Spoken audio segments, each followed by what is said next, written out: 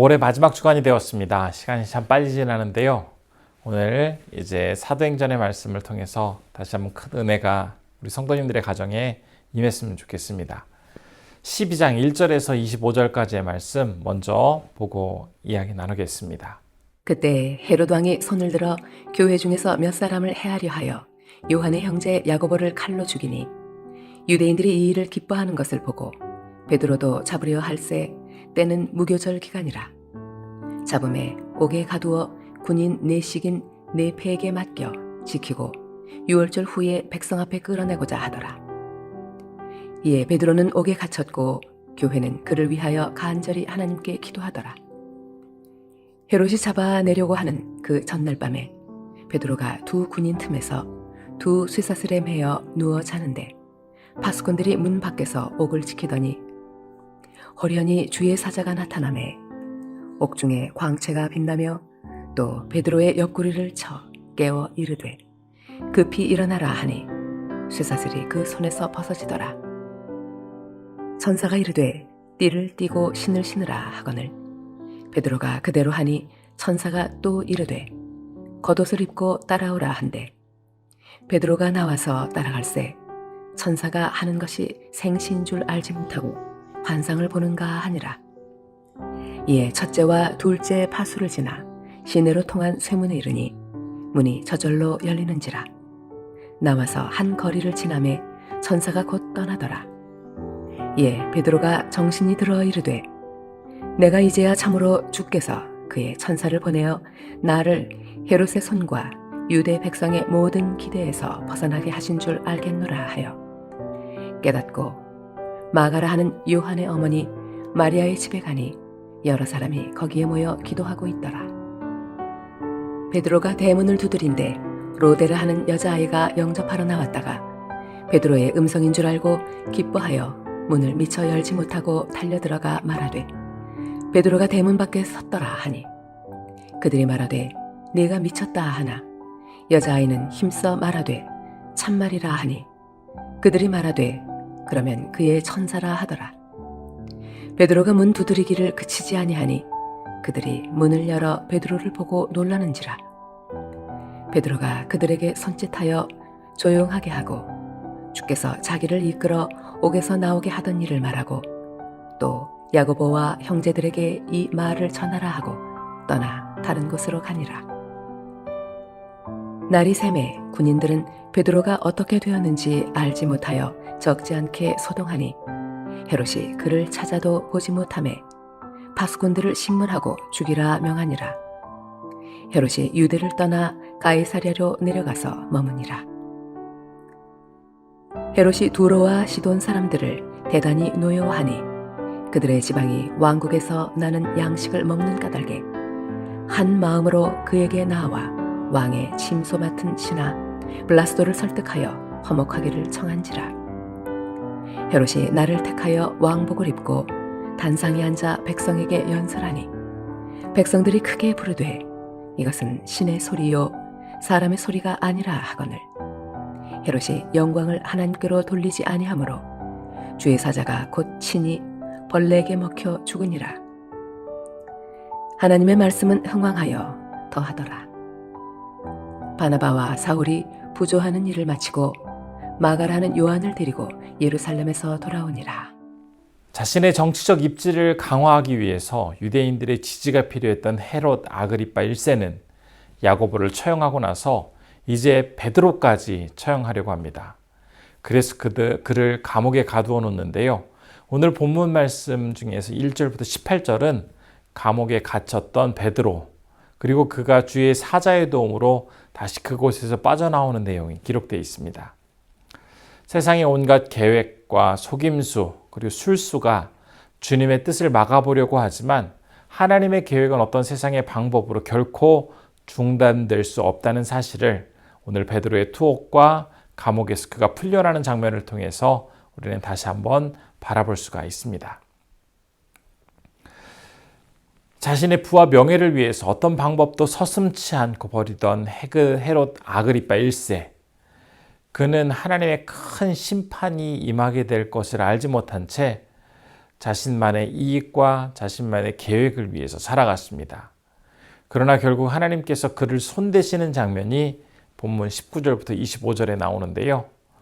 평소 예루살렘에 있던 헤롯 그가 이제 중요한 행사를 참석하기 위해서 가이사랴 지역으로 내려오게 됩니다.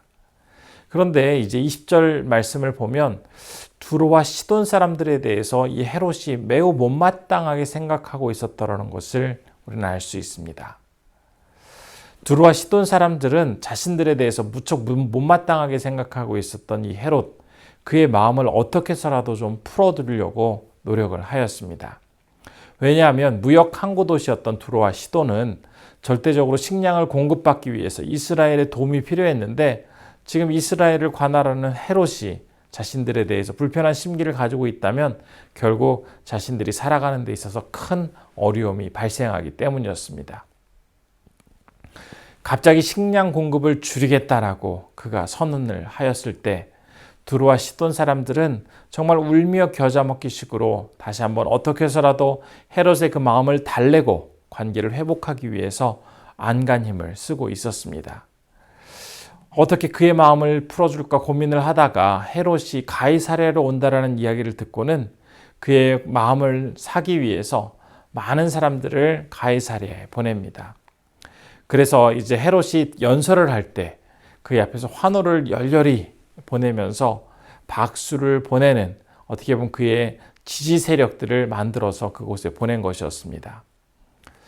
자신의 연설에 대해서 굉장히 큰 지지를 보내면서 환호하는 그 목소리를 들은 헤롯, 그는 마치 자신이 하나님이라도 된 것처럼 사람들의 그 환호와 찬사를 이렇게 즐기면서 지내고 있었던 것입니다. 그런데 이스라엘의 역사를 기록했던 요세푸스에 의하면 바로 그때 유대인들이 불길의 징조로 여기는 올빼미 한 마리가 날아와서 무대 기둥 위에 앉았고 헤롯이 그 올빼미를 보는 순간 갑자기 복통을 일으키며 그 자리에 쓰러졌다라고 기록을 하고 있습니다. 어찌되었든 가이사랴에 와서 이야기를 하던 헤롯이 그곳에 쓰러지게 되었고 당황한 신하들은 왕을 황급히 왕궁으로 옮겼지만 결국 그는 다시 회복되지 못하고 숨을 거두게 되었다라고 오늘 본문 말씀은 헤롯의 최후에 대해서 적고 있습니다. 사람들을 철저히 이용하려고 하고 자기의 이익을 위해서라면 단호하게 다른 사람들까지도 가차없이 희생시키는 그런 아주 냉정한 헤롯이었습니다. 그럼에도 불구하고 자신에게 환호하고 자신에게 그 칭송하는 그 사람들의 반응에 대해서는 당연한 것처럼 여기며 마치 자신이 하나님이 된 것처럼 그 모든 상황을 즐기고 있었던 것입니다. 그는 철저히 하나님과 사람을 자기의 욕망의 도구로 사용하고 있는 사람이었습니다.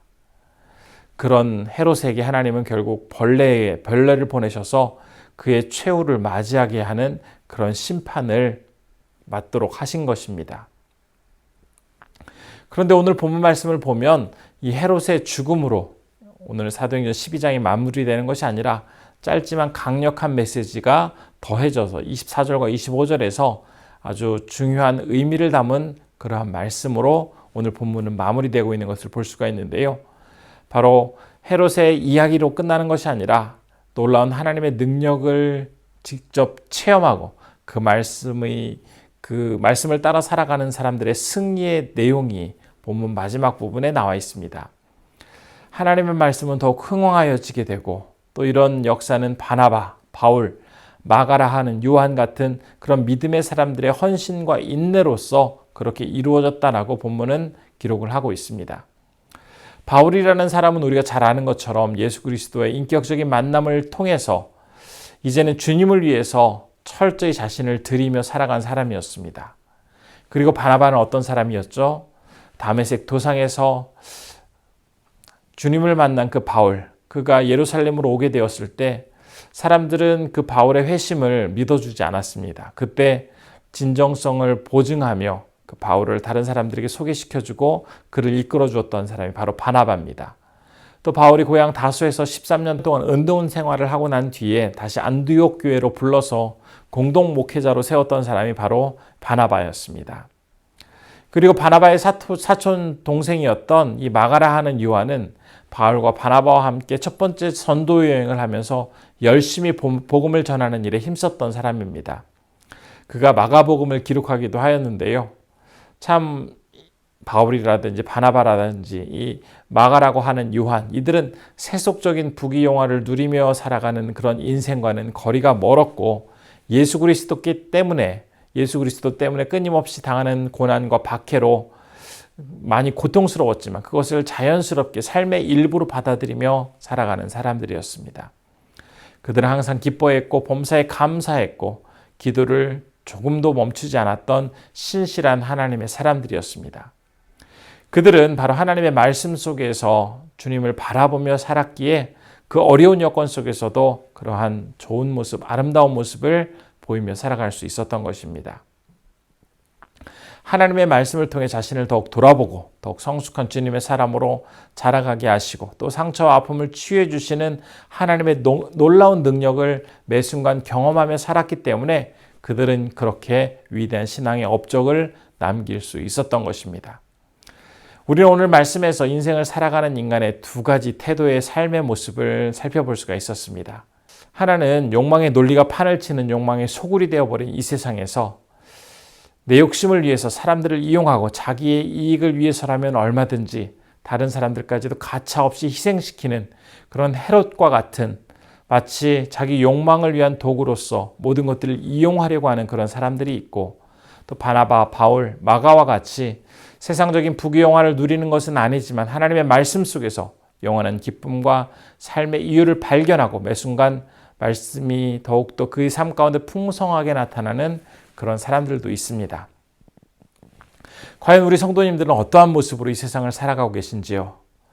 우리를 너무나 사랑하시는 그 하나님께서는 자기 욕망이라는 벌레에 스스로 먹혀 죽는 그 헤롯과 같은 어리석은 우리의 모습을 돌이켜서 하나님의 말씀 속에서 영원한 기쁨과 만족을 누리며 그 말씀의 흥왕을 경험하도록 하시기 위해서 우리에게 당신의 아들의 그 핏값을 지불하시고 하나님의 자녀로 삼아주시는 은혜를 베풀어 주셨습니다. 이 하나님의 놀라운 계획과 사랑 얼마나 놀랍고 얼마나 감격스럽습니까? 오늘 하루 이 주님의 계획과 사랑을 나의 삶 가운데 몸소 경험하게 하시고 이 놀라운 은혜를 나에게 주신 우리 예수 그리스도를 다시 한번 깊이 묵상하며 예수 그리스도로 인해서 내 삶이 더욱더 풍성해지고 아름다워지는 우리 성도님들 되시기를 진심으로 소원합니다. 이 시간 기도하겠습니다. 첫 번째로 담대히 하나님의 말씀을 전하며 말씀의 능력이 내 삶 속에서 흥왕하게 나타나길 소망하는 자들이 되게 하옵소서라고 기도해 주시고요. 인도의 이윤식 이춘경 선교사님 힘든 선교지 상황 속에서도 담대히 복음을 전할 수 있는 능력을 허락해 주시도록 기도 부탁드리겠습니다. 기도하겠습니다.